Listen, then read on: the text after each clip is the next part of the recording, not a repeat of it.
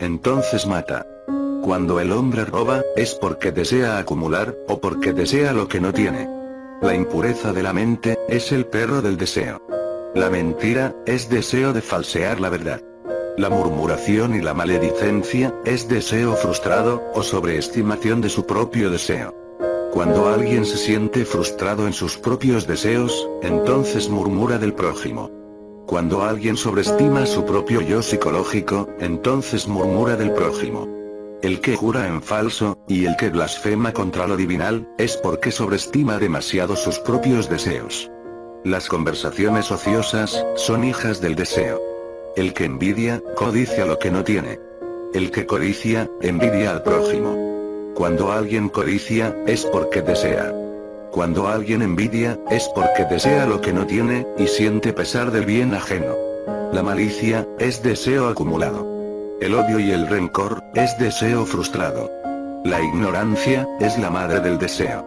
El deseo de matar, se transmuta en la ciencia de curar y dar vida. El deseo de robar, se transmuta en altruismo y caridad. La impureza mental, se transmuta en castidad. El deseo de mentir, se transmuta en palabras de verdad. El deseo de murmuración y maledicencia, se transmuta en palabras de sabiduría y amor. El deseo de blasfemar y perjudicar, se transmuta en suprema veneración y adoración a lo divinal. El deseo y el placer de conversaciones ociosas, se transmuta en silencio sublime y en palabras de sabiduría. El deseo frustrado de la envidia, se transmuta en íntima alegría por el bien ajeno. El deseo acumulativo de la codicia, se transmuta en la alegría de dar todo, hasta la misma vida por amor a la humanidad doliente. La podredumbre de la malicia, se transmuta en la inocencia del niño. La ira, el rencor y el odio, son distintas formas del deseo, que se transmutan en suprema dulzura, perdón infinito, y supremo amor. Hay que transmutar los pensamientos, palabras y obras del deseo, en sabiduría y amor. Así aniquilamos el yo. Cuando aniquilamos el yo, adviene a nosotros lo atemporal, lo eternal, la verdad, el Cristo interno. La única forma de disolver el yo, es aniquilando el deseo. La única forma de aniquilar el deseo, es transmutarlo. Cuando una ley inferior, es trascendida por una ley superior, la ley superior, lava a la ley inferior. La ciencia de las transmutaciones, es la alquimia. El fundamento básico de la alquimia, es el arcano AZF. La mente, el corazón y el sexo, son el triángulo perfecto de la santa alquimia. La lucha es terrible, cerebro contra sexo, sexo contra cerebro, y lo que es más grave, lo que es más terrible, es aquello de corazón contra corazón. Tú lo sabes. Muchos blasfeman contra la vida divinal, contra Dios, acusando a aquello, lo ignoto y divino, de todos sus sufrimientos y dolores. La gran vida divinal, nada tiene que ver con los errores del yo. Un hombre cualquiera, o una mujer desean algo, y luego se forman sus planes y proyectos. Muy bonitos al pensarlos, pero al realizarlos, vienen los problemas. Cuando no fracasan decimos: Dios es muy bueno conmigo, me concedió lo que yo deseaba. Cuando fracasan, entonces se frustra el deseo, y el devoto se siente defraudado. Le echa la culpa a Dios, blasfema contra lo eternal, y si es ocultista, teosofista, etcétera, etcétera, le echa la culpa a los señores del karma, o blasfema contra ellos. Esa es la humanidad. La gente no quiere darse cuenta, que lo divino es felicidad absoluta, y que nada tiene que ver con el dolor. El yo crea su propio dolor. El yo es Satán. Los que convierten el dolor en una mística, son masoquistas. Cuando disolvemos el yo, termina entonces el dolor. Cuando disolvemos el yo, hay revolución total. Solo a base de operaciones alquimistas, podemos aniquilar el yo. Las transmutaciones incesantes de la alquimia, se realizan en operaciones aritméticas exactas. Muchos estudiantes masoquistas del ocultismo, teosofismo, etcétera, etcétera, consideran la miseria, el dolor, y hasta la enfermedad, como fuente inagotable de luz y sabiduría. Esa pobre gente adora el yo. Esa gente es satanista. Dios, o lo divinal, es felicidad, paz y abundancia. La miseria y el dolor son del Satán. Otros aguardan que por medio de la evolución y del tiempo, lleguen algún día a la perfección. Esos son peores todavía, porque quieren perpetuar a Satán a través de los siglos. Esos son peores, porque quieren perfeccionar a Satán. Satán es el yo. Satán goza reencarnándose para satisfacer sus deseos. Satán goza ganando experiencias. Las experiencias de la vida complican y robustecen el yo. El niño inocente y bello, conforme pasa por la adolescencia, juventud y madurez, gana experiencias que lo complican, y lo transforman al fin en el viejo astuto, malicioso, desconfiado, etc. El hombre inocente de hace 18 millones de años, es ahora el hombre del cabaret y de la bomba atómica. El hombre del pecado y del crimen. Esa es la evolución del yo. Un proceso de complicación y fortificación del mí mismo, la proyección del error a través de los siglos. Cuando el yo se disuelve, termina la evolución. Eso es revolución total. El absoluto no se conoce a sí mismo. El absoluto necesita conocerse a sí mismo. Cada átomo superdivino necesita autoconocerse para tener conciencia de su propia felicidad. Felicidad inconsciente no es felicidad. El hombre, en última síntesis, es tan solo un átomo superdivino del espacio abstracto absoluto. Ese átomo es conocido por los cabalistas con el nombre de Ein Sof. Es urgente saber que el Ein Sof envía su espíritu al mundo de la materia, con el propósito de adquirir eso que se llama autoconciencia de su propia felicidad. Cuando el espíritu, después de atravesar por los estados de conciencia mineral, vegetal y animal, alcanza el estado humano, puede regresar al Ein Sof y fusionarse con el Ein Sof. Entonces el Ein Sof se hace consciente de su propia felicidad. Desgraciadamente, el hombre se deja confundir por la materia y por las voces fatales del deseo. Entonces nace el yo. La peor desgracia es la continuidad del yo. El Satán reencarnándose, se complica. El Satán reencarnándose, sufre las consecuencias de sus propios errores. Karma. El Satán nace en el tiempo, y muere en el tiempo. Satán es el tiempo. Querer perfeccionar a Satán, es un absurdo. Querer liberarnos con el tiempo, es adorar a Satán. Lo Dios, lo divinal, la verdad, es atemporal. Con el gran dolor de Satán, el hombre organiza escuelas místicas. El hombre convierte al dolor en una mística. Eso es masoquismo. De una equivocación, formamos la complicada teoría de la evolución. El hombre se equivocó cuando comió la manzana prohibida. Entonces, nació el yo.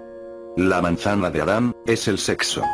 Desde entonces, el error se viene reencarnando. Así es como continúa el dolor. Solo en las transmutaciones incesantes, disolvemos el yo. Entonces la evolución termina. Eso es revolución total. La revolución económica y política, es revolución parcial. Nosotros necesitamos revolución total. Después de la muerte absoluta del yo, el espíritu del hombre, retorna a su estrella interior que siempre le ha sonreído. Esa estrella, es el átomo superdivino del espacio abstracto absoluto. El espíritu del hombre, es el rayo de esa estrella interior. Ese rayo, fue atrapado por el dragón horrible del deseo. Cuando el rayo, se libra de la horrible bestia del deseo, retorna a su estrella interior. Entonces la estrella, es consciente de su propia felicidad. El rayo, retorna a su estrella, subiendo la simbólica escala de Jacob.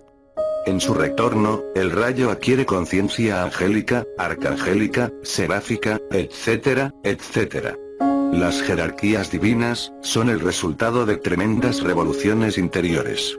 La revolución parcial, es dolor en otra forma.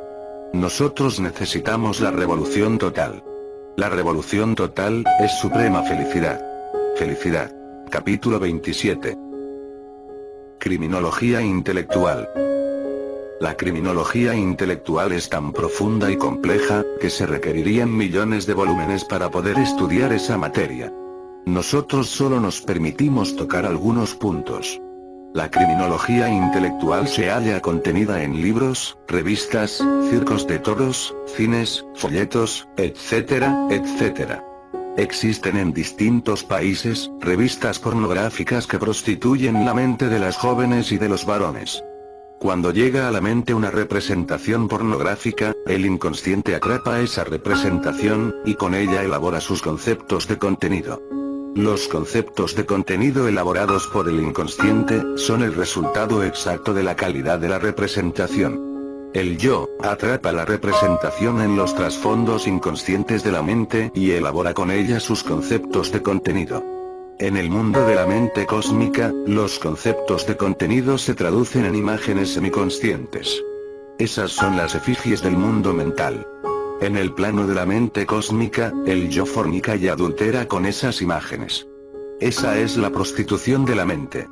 Las poluciones nocturnas, son el resultado morboso de la prostitución mental. Existen también las revistas de los fracasados. En esas revistas, las mujeres se anuncian, solicitan marido, alto, bajo, gordo, flaco, con dinero, etcétera, etcétera. Muchas jóvenes señoritas, siguen ese ejemplo ultramodernista. Eso es prostitución mental. Y el resultado es gravísimo. Comienza el intercambio epistolar, se ama a quien no se conoce. Se forjan proyectos, y el día que ya se encuentran las parejas, viene entonces el fracaso inevitable. Señoras que nunca han sido prostitutas, señoritas dignas honradas, se dejan engañar por el modernismo, y caen en el delito de prostitución mental. Si un clarividente, estudia en el plano mental, los anuncios amorosos de todas esas revistas, podrá ver entonces casas de prostitución. Cada anuncio de esos, corresponde en el mundo mental, a la recámara horrible de un burdel mental. Todo clarividente se asombra al ver esos burdeles del plano mental. Dentro de cada recámara de esos antros horribles, hay una prostituta acostada. Los hombres entran y salen de esas recámaras. Cada anuncio de la revista, corresponde a una de esas recámaras. La mujer que puso el aviso, está acostada en su recámara. Eso es prostitución del plano mental. El verdadero amor, nada tiene que ver con esos burdeles del plano mental. Millares de jóvenes señoritas, y de distinguidas señoras, se están pervirtiendo con esa clase de revistas. El verdadero amor, comienza siempre por un destello de simpatía, se sustancializa con la fuerza del cariño, y se sintetiza en suprema adoración infinita. El verdadero amor es natural, sin artificios, como el de las aves, como el de los peces del inmenso mar, como el del salvaje esquivo en la selva impenetrable. Otro delito intelectual muy grave, es el del toreo. Los primeros síntomas de gravedad, los vemos en las gringas que en el clímax de la emoción, arrojan hasta las pantaletas o calzones íntimos al torero. Es ridículo ver caer en el ruedo, zapatos de mujer y toda clase de prendas de vestir. Esas mujeres parecen locas. La emoción violenta, causa trastornos mentales transitorios. La emoción violenta, es una función del yo instintivo. El resultado de las violentas emociones, son los actos antisociales y altamente criminosos. Las emociones violentas originan el traumatismo psíquico instantáneo. La sensación violenta del toreo, produce en los trasfondos de la mente, reflejos internos criminales. Los reflejos mentales criminales, evolucionan en el terreno psicobiológico del infraconsciente humano. La causa secreta del sadismo criminoso, son los reflejos internos criminales, que evolucionan en el terreno del infraconsciente. Existen tres clases de emociones: ligera, óptima, y siderante. La primera, no logra la alternación total de la mente. La segunda, pone en juego la imaginación sensual, inhibiendo el análisis intelectual. Entonces vemos los episodios histeroemotivos, como los de las misas negras en la Edad Media. Los episodios histeroemotivos de los circos de toros, y los de las misas negras durante la Edad Media, son semejantes. En ambos casos, hay ritos sin control, las mujeres arrojan sus prendas de vestir, el análisis intelectual desaparece, etc. La tercera clase de emoción, anula todo razonamiento, y cae la víctima en el estado de coma, estupor, sideración emocional. Muchas veces, en las plazas de toros, algunas personas muy sensibles caen privadas y sin sentido. En las misas negras, muchas mujeres con evolución de tipo epileptoide, extremadamente hiperemotivas, caían al suelo sin sentido, y con convulsiones epilépticas. Entonces todos se mostraban satisfechos, considerándolas poseídas por el diablo. Nosotros creemos que esas personas son mediums fácilmente obsesionables por microbios.